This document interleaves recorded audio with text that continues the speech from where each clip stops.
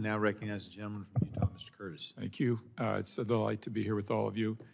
You know, I've had a lot of thoughts while we're sitting here. It's been a great conversation. We've all been told that if we love the earth, that we need to sacrifice our energy independence. We need to destroy our economy.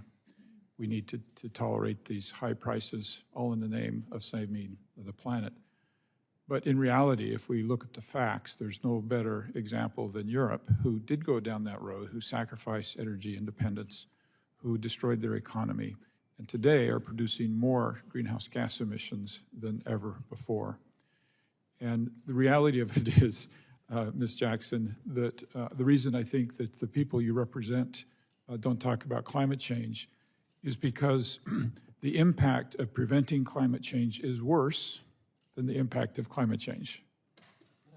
And it doesn't need to be that way. As a matter of fact, the more we look at the natural gas world, the more we realize that some of the very keys to a cleaner planet also are the same keys to energy independence, to a strong economy, and to low energy prices.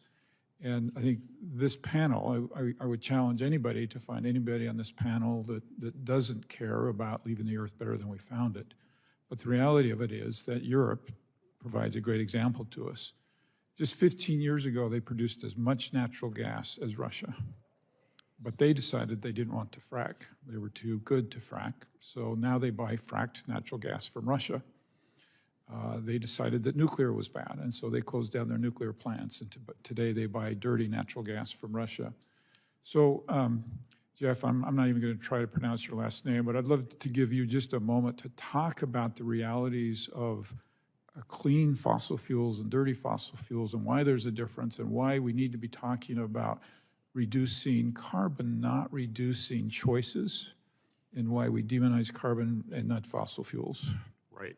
Absolutely. Thank you for the opportunity. You know, as you talked about Europe there, I remember thinking, as I mentioned before, the first thing President Biden did was shut down the Keystone Pipeline, but he goes and he approves the pipeline from Russia to Europe. Correct. At the same time, the Nord Stream. And if I can interrupt your train of thought for just a minute, we know that closing that pipeline increased greenhouse gas emissions, not decreased them.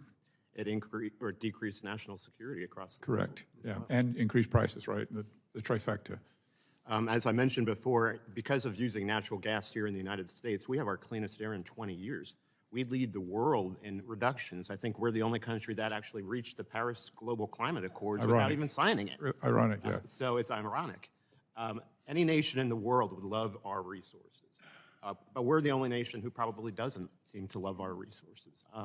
But again, natural gas use is giving us our cleanest air. It's domestic. It creates jobs. It as well as oil, does the same thing here in America. A lot of schools rely on the royalties that are generated from federal lands to fund them.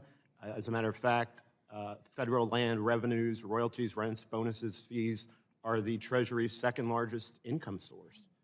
So it's very important to utilize our federal lands as well as... So this is where I point out that 7 of my 9 counties are composed of 90% federal land. Yep. 90%. And some of these are the Uinta Basin, and some of these are rich in natural resources and abundant.